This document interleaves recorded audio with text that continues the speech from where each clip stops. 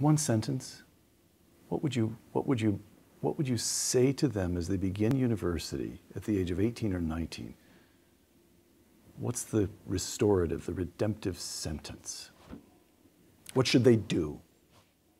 Don't be thinking your ambition is corrupt.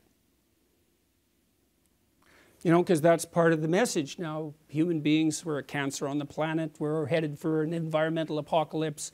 The entire historical structure is nothing but atrocity, etc., etc. Anyone with any ethical aim whatsoever is just going to pull back. You don't want to manifest any ambition, support the patriarchal structure, exploit the environment. You've got to crush yourself down. You shouldn't even have any children.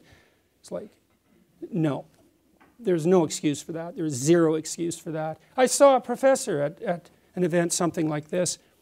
He came out and trumpeted this bloody, environmentally friendly house he'd built. And, you know, fair enough, man. It was a pretty interesting house. But not everybody had the $4 million that it took him to build it. And I'm not criticizing his money even. It's like, he's had some money. Good for him. He built a house. Okay. But then to trumpet that as a moral virtue, well, you're pushing it there. And then he came out to all the kids and he said, you know, my wife and I decided that we were only going to have one child. And I think that's one of the most ethical things we could have possibly done. And I would strongly encourage you to do the same. I thought, you son of a bitch. You get up in front of these young people. A lot of these kids were children of first-generation immigrants from China. And he showed all these images, you know, of these terrible factories in China, these endless rows of sterile mechanism that were subordinating all the Chinese people to this terrible, you know, capitalist machine. And I thought, you don't understand. Half the audience is looking at those factories and thinking, that's a hell of a lot better than struggling through the mud under Mao, buddy.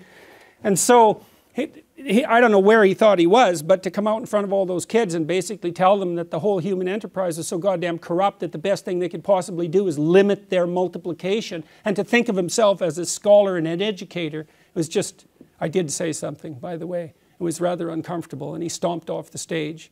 But that's no message for young people. There's no excuse for that. And you think, well, you know, we're going to destroy the planet. We have to do this. We have to demoralize the youth to be ethical. It's like, yeah, really, that's your theory? You're going to demoralize young people to be ethical? That's your theory? It's like, you should go home and think about that for like a year.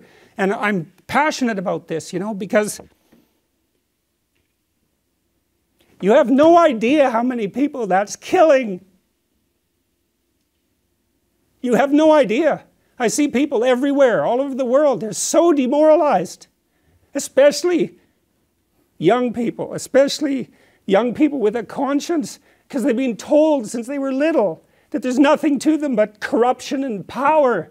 It's like, how the hell do you expect them to react? You know, well, I shouldn't do anything then, you know. Dr. Jordan Peterson on what was the phrase? The divine sovereign individual. The divine sovereign individual. Thank you. For Uncommon Knowledge, the Hoover Institution, and Fox Nation, I'm Peter Robinson.